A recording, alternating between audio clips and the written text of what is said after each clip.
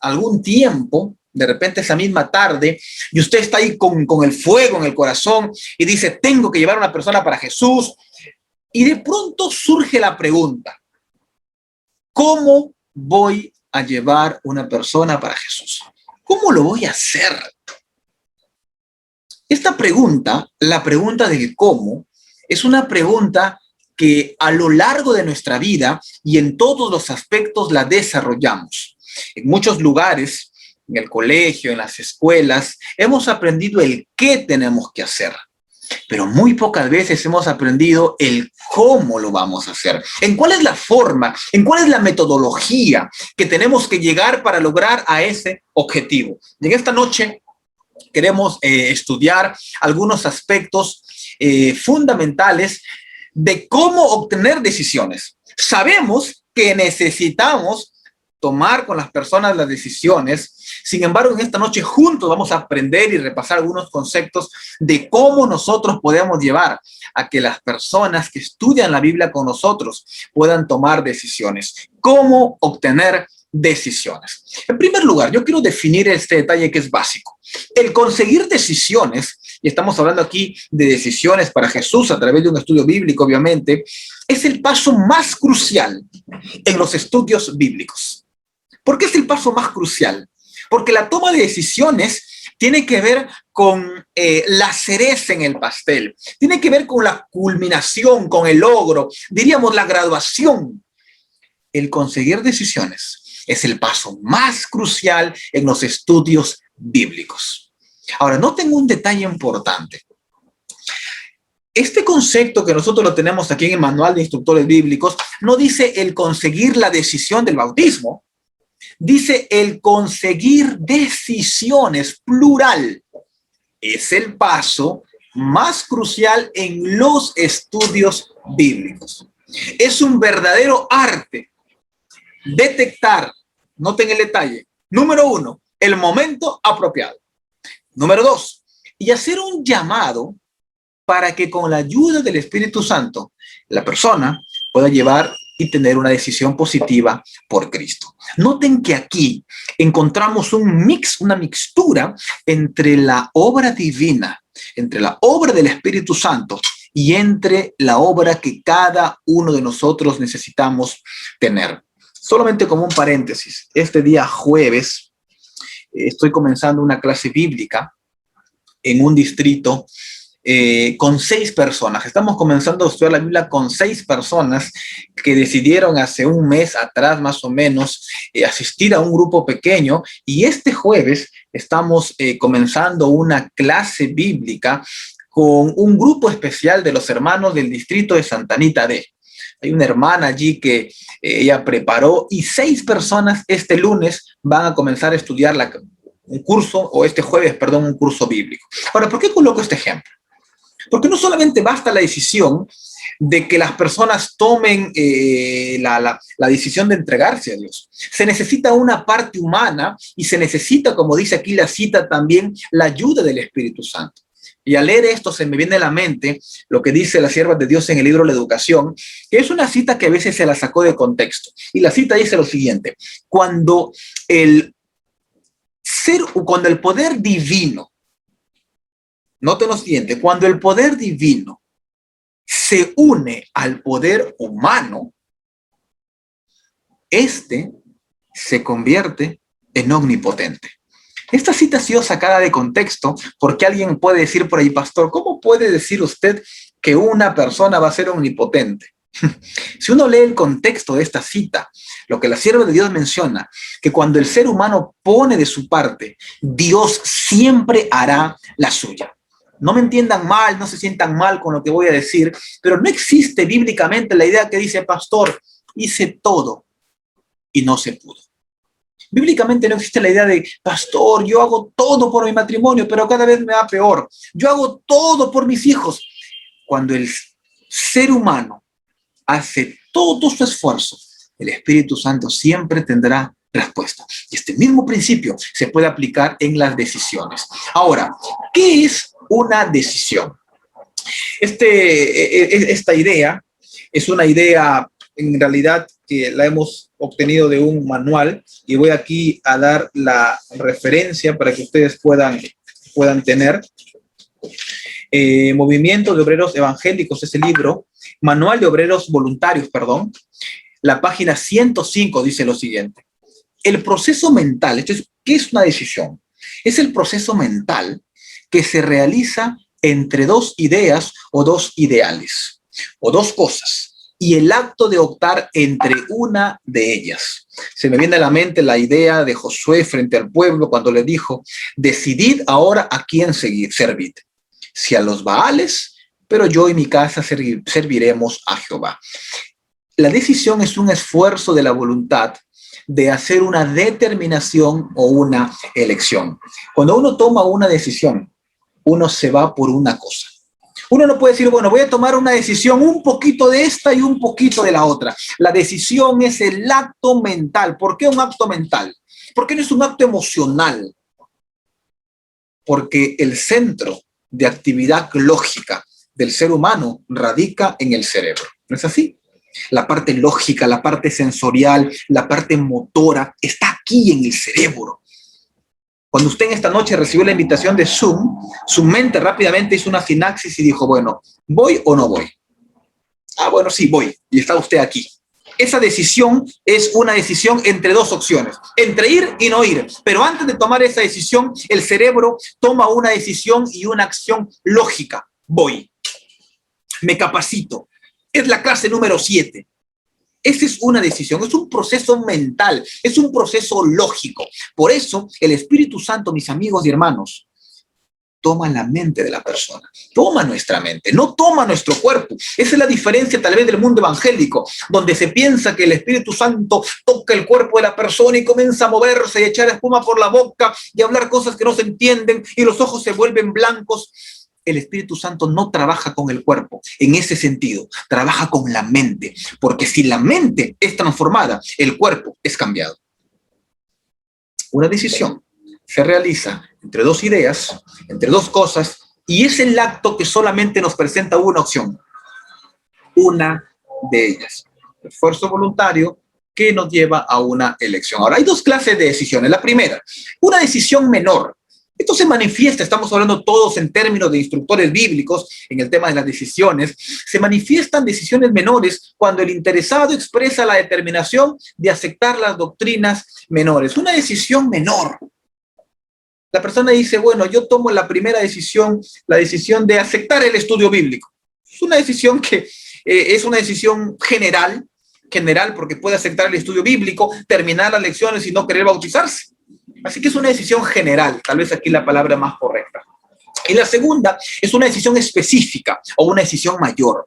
Y son las que deciden asuntos de mayor importancia, como por ejemplo el sábado.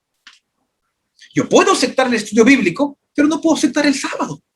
Yo puedo aceptarte el estudio bíblico, pero no puedo aceptarte el espíritu de profecía o la reforma por salud o los diezmos de las ofrendas o la segunda venida de Cristo, el ministerio de Cristo en el santuario celestial. Son decisiones específicas. Nosotros siempre hablamos que dentro del trabajo personalizado necesitamos aterrizar las ideas e ir de lo macro a lo micro. Cuando hablamos de un plan de iglesia, siempre se escucha esta observación, pastor, este es el plan general, ¿cómo lo aplico a mi iglesia? Porque el plan general está allí para darle forma y adecuarlo a la realidad y a la situación de mi iglesia local. Así que la decisión general es la decisión de que la persona pueda aceptar el primer paso y de aceptar un estudio bíblico, de recibir la instrucción. La segunda decisión es la que tiene que ver con hacer algunos cambios específicos. ¿En dónde hemos visto? En la vida de la persona. Y noten lo siguiente, aquí estamos hablando con hermanos maduros, con hermanos misioneros. Cuando hablamos en este detalle sobre las decisiones, tiene que ver con nuestro cerebro. Tiene que ver con nuestro cerebro. ¿Por qué a veces en un llamado se cuenta una historia triste? Que tiene que ver obviamente con la decisión, ¿no? O con el tema que se está hablando. ¿Por qué? Porque el concepto queda grabado también con una ilustración y eso ¿a dónde va? En nuestro cerebro. En nuestro cerebro. Ahora, hay factores también que intervienen en las decisiones. Y vamos a ver algunos de ellos. El primer lugar es un factor divino. No todo es humano, ¿no? No, aquí yo veo a 235 personas, veo a ver a quién, voy a ver. Tengo la pantalla maximizada, pero voy a leer, veo a Paola, Patricia, Paulina, Percy, Raquel, mi hermano Raúl Mauro, está por ahí, hermano Robert. El factor primordial no se basa tanto en el factor humano, no es cuán bueno es el instructor. De hecho, se necesitan personas que conozcan, ¿no? Pero es el Espíritu Santo quien convierte el corazón. No llegue a pensar, mi hermano, con todo amor y cariño, que es usted, pastor, soy yo quien va a convertir a esa persona. No, es el Espíritu Santo quien va a tocar el corazón de esa persona. Factores humanos, obviamente. Hemos visto en la cita el esfuerzo divino más el esfuerzo humano. El instructor o la instructora es el instrumento escogido. Cuando hablamos de instrumento escogido, es que usted decide aceptar ese llamado. No es que Dios toma solamente apunta a dedo a algunos, dicen esto sí, esto no, no. La invitación está para todos. Quien debe manifestar un profundo amor por sus alumnos, ¿quién es? El instructor bíblico. Reconocer el momento oportuno y tener la valentía para hacer el llamado. Hermano, no tengamos miedo en hacer un llamado en cada una de nuestras lecciones. No tengamos temor. Cuando uno habla de tomar decisiones, también hay elementos positivos. Y el primero es fundamental para mí. Conocer bien la doctrina y presentarla con sinceridad, seguridad, claridad y convicción. Vamos a hablar sobre la verdad del sábado. Bueno, la verdad del sábado, sí, yo creo que es una verdad que tiene que ser aceptada. No hay seguridad en mis palabras, ¿verdad? Es un mensaje dubitativo que no lleva a la persona a tomar o a decantarse por una opción. La persona queda más confundida, o sea, voy por el sábado, no voy por el sábado, con claridad. ¿Y cuándo Dios instituyó el sábado? Oh, fue en el Antiguo Testamento, fue en el Nuevo. Convicción, bueno, pero tal vez hasta que te den permiso en el trabajo, puedes bautizarte y seguir trabajando en sábado. No es el propósito de un instructor bíblico. Cuando una persona da un estudio bíblico, el primer elemento a mostrar es conocer bien la doctrina. Ahora, cuando hablo de conocer bien la doctrina, hablamos de conocer nociones básicas, ¿verdad? La gran mayoría no son teólogos, pero el Espíritu Santo también interviene en la mente humana. Y si no, veamos el ejemplo de los pioneros, que ellos habían formado todas nuestras doctrinas, las 6 doctrinas que tenemos y las 28 creencias fundamentales. ¿De qué forma la tomaron? Si ellos no eran teólogos, no sabían hebreo, griego, o tal vez lo sabían de forma inductiva. ¿Cómo? Porque ellos tenían un corazón sincero y Dios tomaba la mente.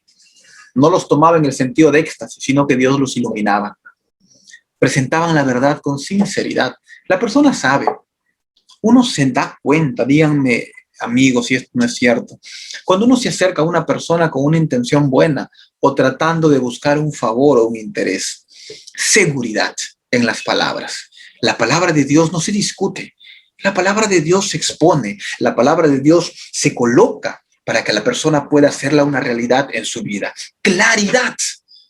Si la doctrina del sábado, la creencia fundamental del sábado, tiene tantas cosas de las que podemos hablar, céntrese en 3 o 4 puntos. Y convicción. El sábado es el día del Señor. El sábado es el día que Dios separó. Convicción, que las personas puedan ver. Convicción en nuestras palabras. A ver, acuérdense por unos instantes. Las personas que... A ver, recuerden las hermanas. Voy a hablar aquí a las hermanas.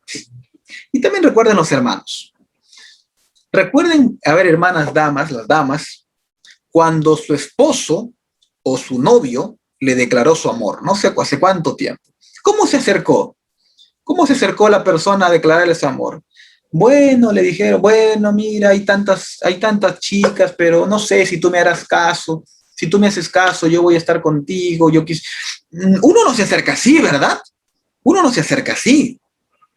Uno se acerca con convicción, ¿verdad? Juanita, tú eres el amor de mi vida. Estoy muy enamorado. Uno se acerca con convicción.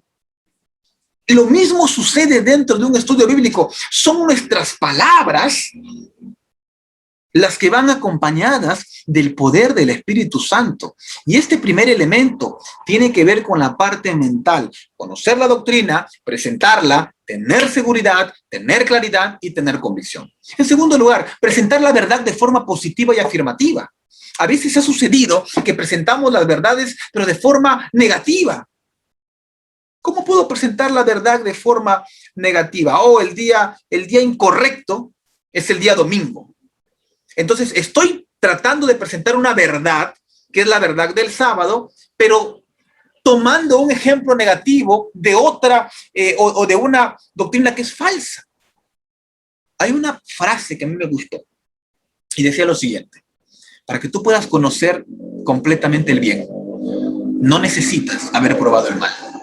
Y esto lo escuché en un curso, porque algunas personas decían, estábamos en la universidad, recuerdo, y algunos compañeros decían: pastor, lo que sucede, al pastor que nos enseñaba, ¿no? Decía: pastor, lo que pasa es que yo pasé por ciertas experiencias, contaban algunos, y decía, eso me da un plus adicional. Y el pastor le decía lo siguiente: no, para explicar necesariamente una verdad, necesitas conocer el mal. Es interesante porque nosotros podemos presentar la verdad de forma positiva y afirmativa. No necesito primero contrastarla con algo negativo o con algo falso, porque el propósito de un estudio bíblico es presentar la verdad. Recuerden, por otro detalle, no es el tema ahora, pero hemos visto que el tiempo nos juega un papel muy importante dentro de un estudio bíblico. En tercer lugar, cumpla puntualmente sus compromisos. Termine a tiempo su estudio bíblico. Hemos mencionado en seminarios anteriores que el tiempo recomendable de un estudio bíblico va entre 25 y 40 minutos como máximo. 40 es mucho en realidad, ¿no? 30 minutos para un estudio bíblico es un tiempo muy prudencial. Son elementos positivos para que la persona pueda tomar la decisión. En tercer lugar, demuestre genuino interés y amor. Vuelvo a mencionar que las personas hoy en día miran más lo que nosotros somos que lo que decimos. Usted puede predicar de amor, puede predicar de abnegación, podemos predicar de muchas cosas, pero si esos amigos, esas personas no ven que esas verdades son una realidad en nuestra vida, posiblemente no se escuchen, posiblemente nos digan: qué bueno estuvo el estudio, pero no tomarán una decisión porque no verán en nosotros un modelo a seguir. Demuestre genuino interés y demuestre amor por esas personas. Tome decisiones en cada estudio bíblico. Cuando nosotros hablamos de tomar la decisión, nos ha pasado, seamos honestos, que por lo general pensamos que la única decisión que la persona debe tomar es recién en la lección 20 del audio. ¿Verdad? A veces nos ha pasado, pero nos damos cuenta de que no. Desde la primera lección, la lección de la Biblia, la lección de Dios, del Padre, del Hijo, necesitamos tomar decisiones pequeñas para que finalmente podamos llegar a la elección o a la decisión máxima. Ponga en práctica la santa audacia cristiana. ¿Qué significa eso? No solamente decir, sino también hacer. Ahora, hay algunas áreas básicas también en la toma de decisiones. Y estas áreas tienen que ver con elementos tangibles e intangibles. La primera, bíblicamente, es Cristo. Por eso siempre usted, mi hermano o hermana, escuchará: pastor, dice, ese sermón es cristocéntrico. Oiga, pastor, ese sermón no estuvo cristocéntrico. Fueron muchas experiencias, se leyó poco la Biblia y más apeló al corazón que a la razón. Así que un aspecto básico de ancla, podría decir, es Cristo. El estudio bíblico tiene que presentar a Cristo, y la decisión por sesión o por estudio tiene como propósito de aceptarlo como Salvador personal. ¿Tú crees en la Biblia? Correcto. ¿Tú crees que la Biblia fue inspirada por Dios?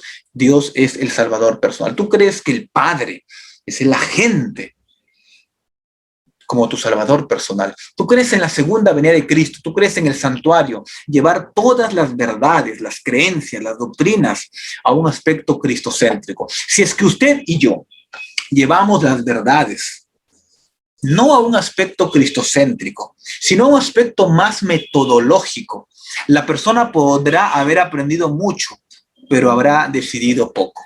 Y uno puede encontrar este ejemplo en la vida de los fariseos del primer siglo, que conocían mucho, tenían conocimiento vasto, amplio, que realmente ellos podían decir porciones completas de la Torá, pero no estaban dispuestos a levantar a un hombre que en sábado se estaba ahogando en un pozo. La decisión de aceptarlo como Salvador personal. El sábado es otra doctrina distintiva del adventismo, la decisión de guardar todos los mandamientos de Dios. La decisión de guardar el sábado. No es el sábado de mañana de 11 a 1 de la tarde, ¿verdad? Solamente con el culto divino. Hay una iglesia, o bueno, escuché una vez un sermón que un pastor predicaba y decía, ¿no? Yo recuerdo que hacía mis prácticas en esa iglesia, no sé si estaba en tercer año de teología. Y recuerdo que el pastor un sábado predicó y dijo, bienvenida, dijo, iglesia adventista del séptimo día de las 11 de la mañana. Y todos sonrieron, porque era una iglesia que a las 10:45, cuando terminaba la escuela sabática, los hermanos comenzaban a llegar rápido al culto divino. Y después escuchaban el sermón, una iglesia llena, el predicador tal vez podría estar satisfecho porque tenía una iglesia llena, pero era una iglesia que sencillamente no estaba llevando la creencia del sábado a la práctica completa. La decisión de guardar todos los mandamientos de Dios incluye el sábado, que son ¿cuántas horas, mis amigos? Son 24 horas. No son 6 horas, no son 4 horas, no son 7 horas, son 24 horas de puesta a puesta del sol. Tenemos que ser también conscientes que a veces por los tiempos que tenemos en Lima, puede ser que se esté haciendo un hábito no recibir al Señor del sábado en su día. Pero creo que es momento para que podamos tomar decisiones de que el día sábado es un día que necesita ser guardado en primer lugar por nosotros. En tercer lugar, reformas. Hoy en día se habla tanto, ¿verdad?, de reformas con la situación política, social que estamos hablando. Y cuando uno habla de reformas, uno está hablando de la decisión a favor de los principios de salud, de las normas cristianas, del estilo de vida. Y aquí quiero entrar a un detalle que puede ser tal vez muy, pero muy significativo. Algunas personas, básicamente nuestros amigos y nuestros hermanos evangélicos, tienen ese detalle o esa lucha entre las normas, el señorío de Cristo y la salvación de Cristo. ¿Cómo es eso? Alguien puede decir. Esto tiene que ver con aceptar a Jesús como Salvador y Señor de nuestra vida. Y básicamente el mundo evangélico entra en este conflicto, porque la ideología del mundo evangélico dice, bueno, yo acepto a Jesús como mi Salvador. ¿Y qué es aceptarlo como Salvador? Es aceptar que Él murió por mí, que Él murió en la cruz, es aceptarlo como Salvador. Oye, pero hay ciertas prácticas de la Biblia que tú no las estás cumpliendo. Hay ciertas prácticas de salud, tal vez, ciertas carnes que tú no estás ingiriendo, ciertas bebidas que estás tomando, que tienen alcohol y tú las... Sí, lo que pasa es que yo acepto a Jesús como mi Salvador, pero no como mi Señor. Yo estoy desmenuzando esta idea. Pero la filosofía del mundo evangélico es esa, es darle a Jesús toda la autoridad de Salvador, pero no de Señor.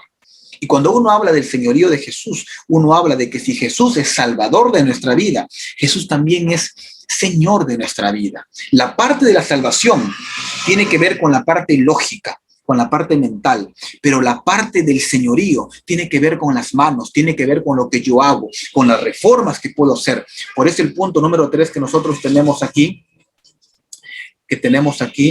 es que la decisión a favor de los principios de salud tienen que ver con las normas cristianas. Ahora hay una pregunta aquí que sería bueno tal vez contestarla. Dice, o sea que la persona que recibe estudios bíblicos tiene que siempre bautizarse.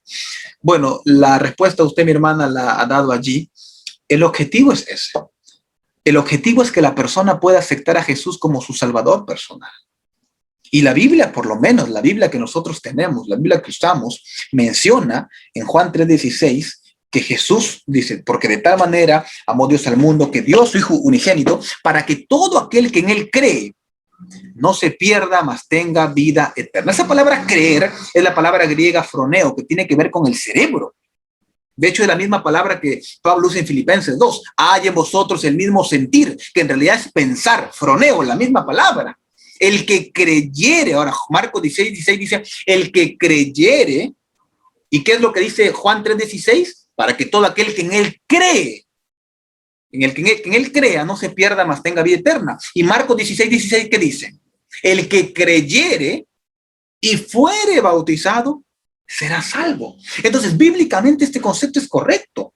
Bíblicamente, el propósito de un estudio bíblico es que la persona conozca a Jesús, que la persona lo pueda aceptar como su Salvador y como su Señor.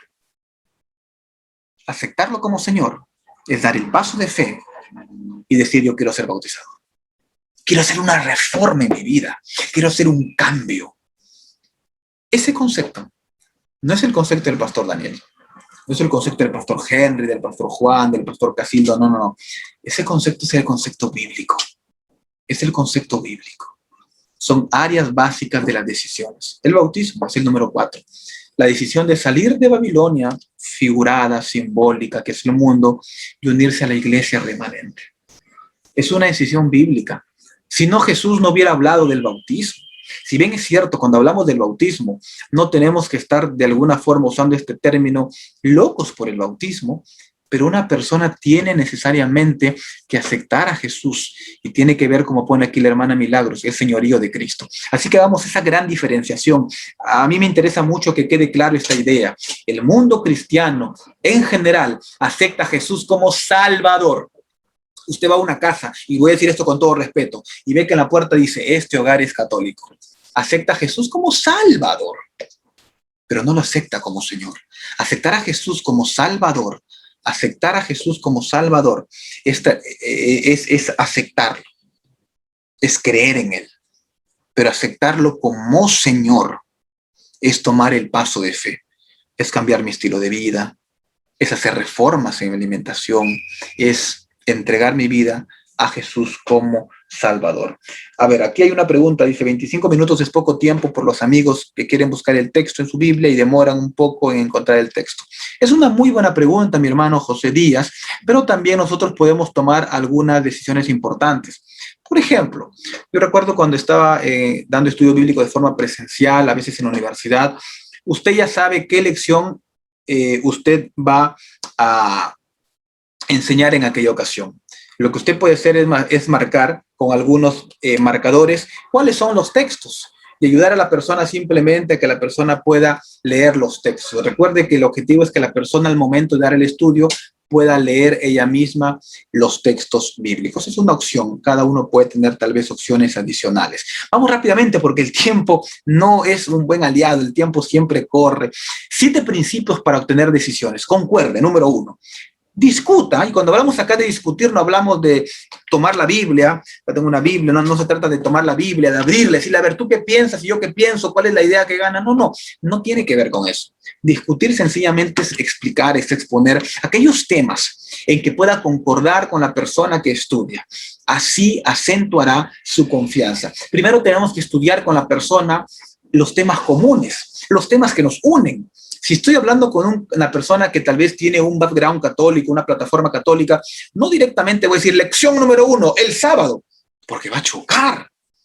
Pero puedo comenzar por lecciones como Dios, en el que todos creemos, o por lo menos el mundo cristiano, con la Biblia, con el Espíritu Santo, y comenzar a cambiar cosmovisiones. Usted puede estudiar con una persona que es testigo de Jehová el aspecto del Espíritu Santo. Las dos personas concordamos con lo mismo, pero lo estudiamos y lo aplicamos desde ópticas distintas. Entonces, el primer principio para una toma de decisión es concordar, de lo simple a lo complejo, diríamos. Esté alerta. ¿Para qué? Para que podamos captar las indicaciones que revelan la dirección de los pensamientos. Usted más o menos, y esto pasa en cualquier conversación, usted está conversando con una persona, tal vez de la Biblia o de algún otro asunto, y a medida que el diálogo se va abriendo, usted más o menos va intuyendo qué es lo que la persona va a responder o de qué le va a hablar. Usted está hablando de deporte, está hablando de religión, está hablando de política, y más o menos, de acuerdo a las primeras palabras, a los primeros intercambios, usted se va dando cuenta de cuál más o menos es la línea de pensamiento. Y usted allí tiene que estar alerta. ¿Para qué? Para que podamos captar esas indicaciones que revelan la dirección de los pensamientos. ¿Cómo esto lo aplicamos de forma práctica? ¿Cómo? A ver, ¿cómo le digo a esa persona? Y voy a tomar un ejemplo, ¿no? ¿Cómo le digo a esa persona que tomar cerveza es malo? ¿Cómo le digo que es malo? Como dirían los jóvenes, ¿no? ¿Cómo le digo que es malo sin decirle que es malo? Puedo decirle como mensaje, pero con otras palabras. Puedo decirle, tomar es muy malo, pero no con esa frase. ¿Y cómo yo voy a saber en qué momento ingresar? Cuando yo capto las indicaciones, cuando veo cuál es la conversación de la persona. ¿Eso es humano? En parte, intuición, pero también es algo divino. El Espíritu Santo en realidad va colocando esas impresiones. Punto número 3, sea directo. Vaya directamente al objetivo, obviamente sin tocar y herir sensibilidades. Evite todo rodeo.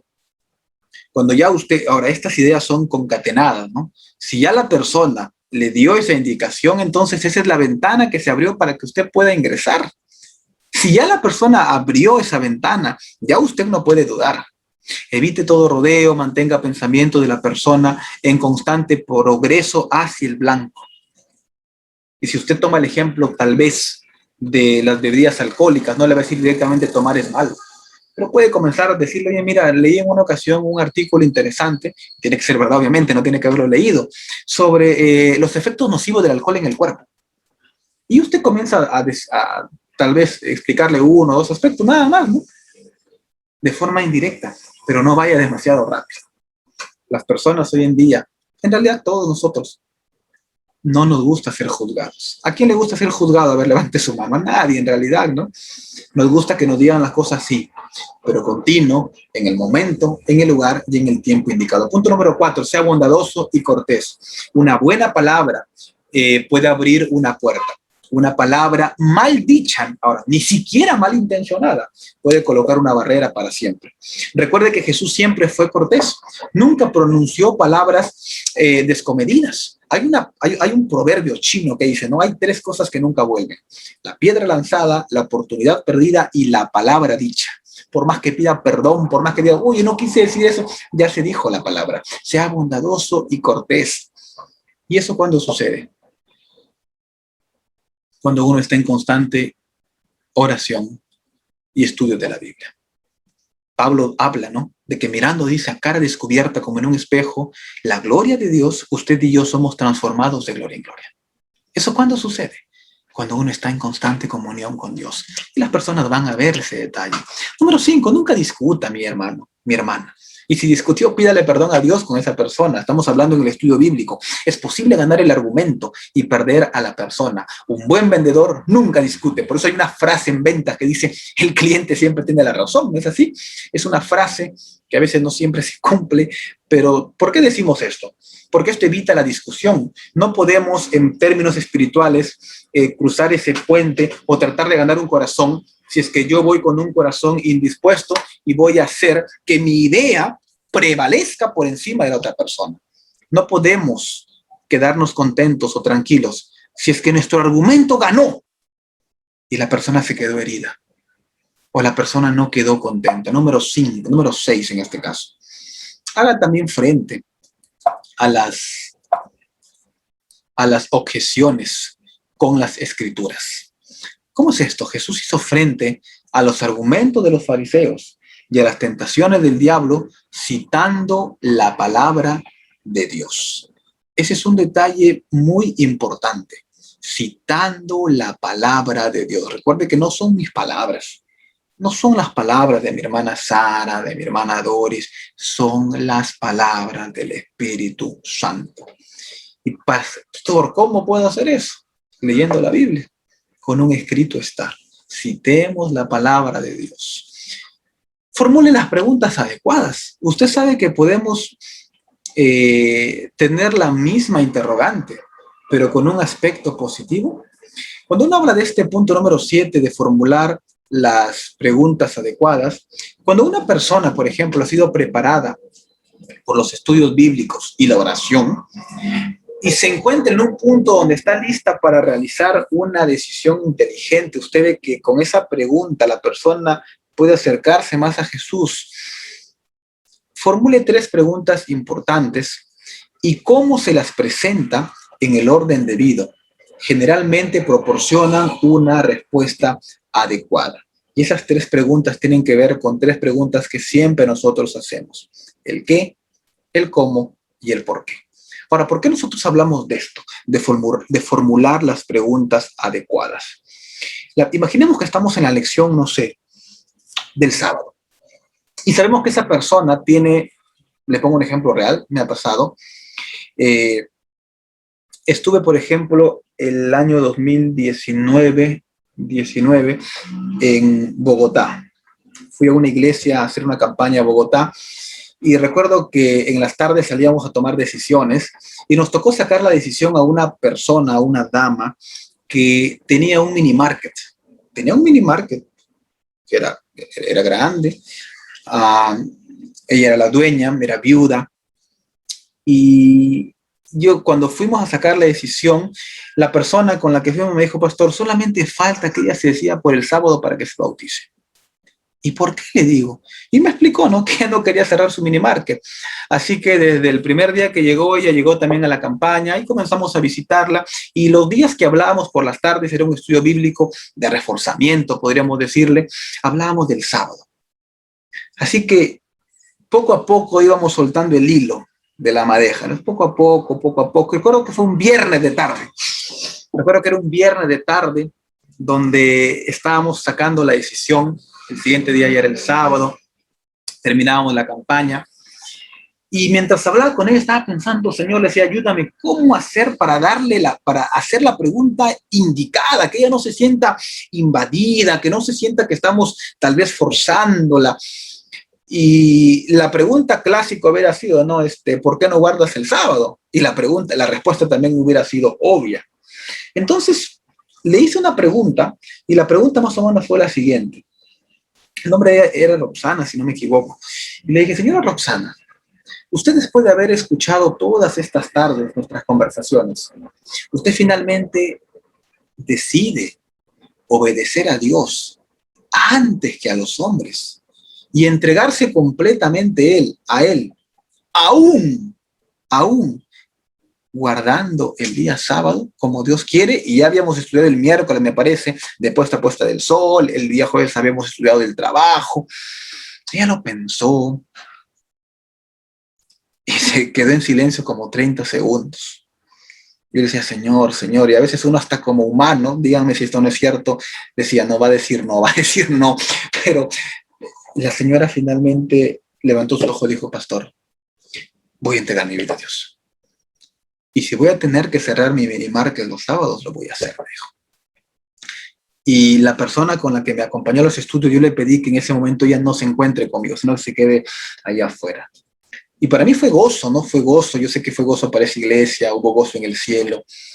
Pero fue una decisión que la iglesia había venido trabajando hace años y que las preguntas fueron indicadas. Yo le podría haber dicho, no, señora Roxana, entonces usted se va a bautizar y guardar el sábado.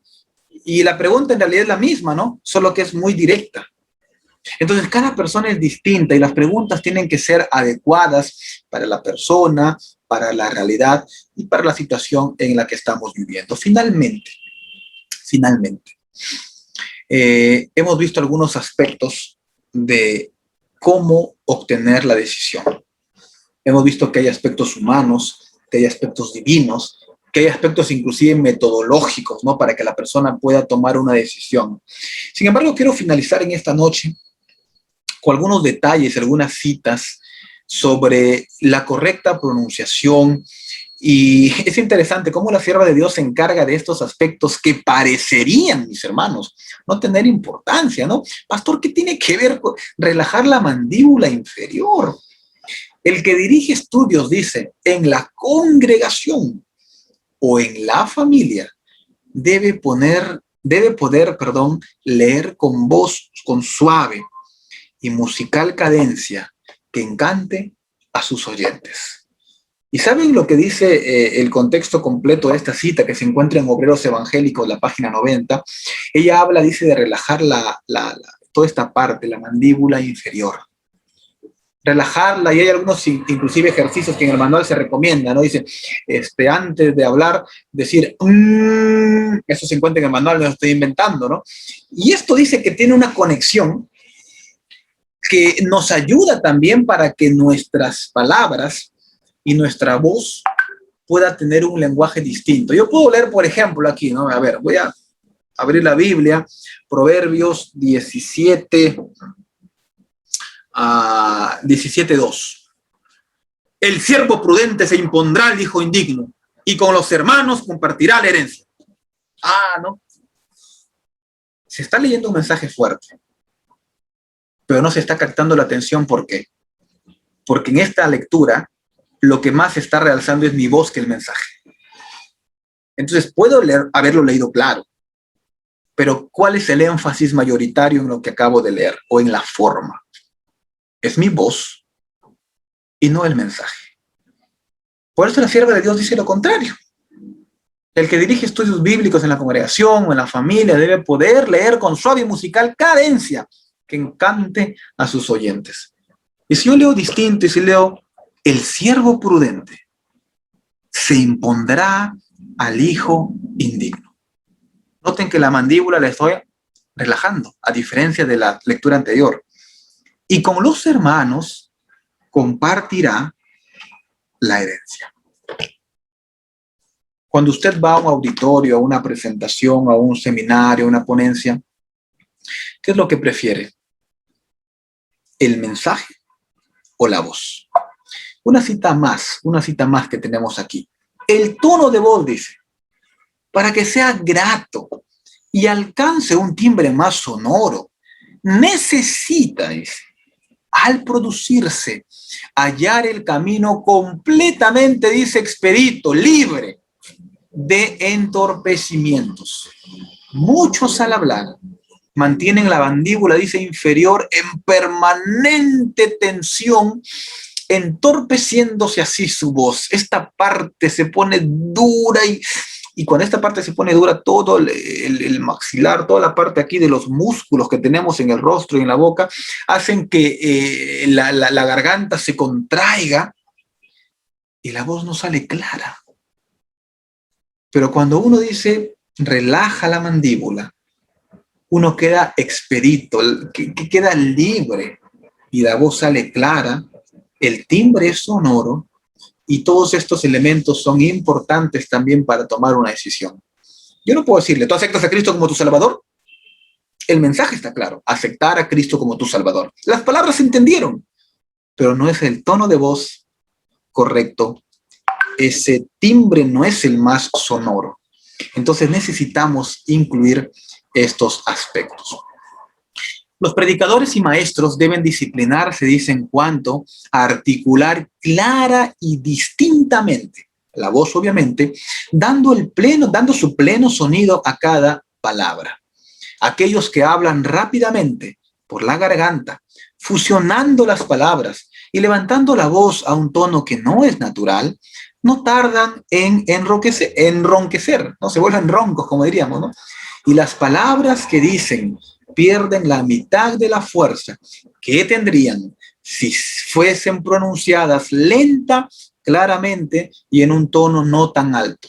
Hemos oído decir muchas veces, ¿no? Inclusive cuando uno canta, dice, ¿no? Por favor, no hables o no cantes no hables con la garganta, no cantes con la garganta, habla con el estómago, con el diafragma. Y esto es más o menos lo que la sierva de Dios dice, ¿no? Si nosotros finalmente terminamos o tratamos de imitar una voz que no es la nuestra, los primeros minutos saldrá una voz distinta, fuerte, pero a medida que pase el tiempo, como dice aquí, la persona va a comenzar a quedarse ronca y las palabras van a comenzar a perder fuerza. No sé si les ha pasado, a ver, pónganse a pensar. Cuando usted está en un campamento, los que han ido a un campamento y han hecho barra, yo recuerdo haber ido a algunos campamentos y ahí hemos hecho barra, hemos gritado, mi distrito, mi colegio. Y no sé si les ha pasado, tal vez algunos jóvenes que están aquí, o algunas madres, o tal vez algunas personas que tienen nietos. Yo recuerdo que yo volvía de los campamentos afónico. Hola, mamá.